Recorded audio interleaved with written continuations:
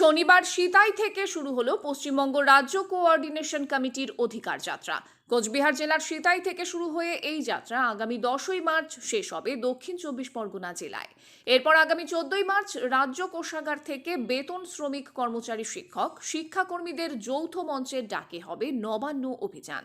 আজ এই যাত্রা সিতাই থেকে শুরু হয়ে কোচবিহার যাবার পথে দিনহাটা 5 মাথার মোড়ে পথসভা করে পদযাত্রীদের সংবর্ধনা দেওয়া হয় ছাত্র যুব মহিলা সংগঠনের তরফে। এদিনের এই পথসভায় বক্তব্য রাখতে গিয়ে রাজ্য কোঅর্ডিনেশন কমিটির সাধারণ সম্পাদক বিশ্বজিৎ গুপ্ত চৌধুরী রাজ্য সরকারের বঞ্চনার বিরুদ্ধে এই হকের লড়াইয়ে সকল মানুষকে সামিল হবার আহ্বান জানান।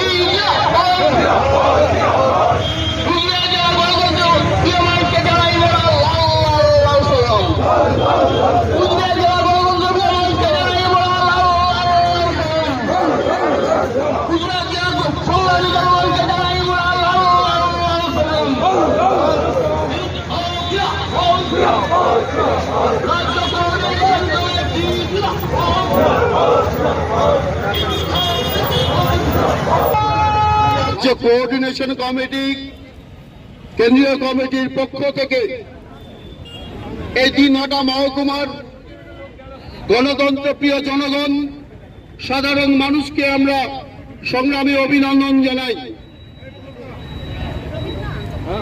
যে পরিস্থিতির মুখে দাঁড়িয়ে আপনারা যে সাহসিকতা নিয়ে আজকে এখানে রাজ্য কোঅর্ডিনেশন কমিটির যে অধিকার যাত্রা, যে যাত্রাকে আপনারা সম্বর্ধিত করলেন, আমরা কেন্দ্রীয় কমিটির পক্ষ থেকে আপনাদের কুর্নিশ জানাই। আপনাদের যে সাহস, সেই সাহসকে ভর করেই আগামী 10ই মার্চ পর্যন্ত আমাদের অধিকার যাত্রা সংগঠিত হবে।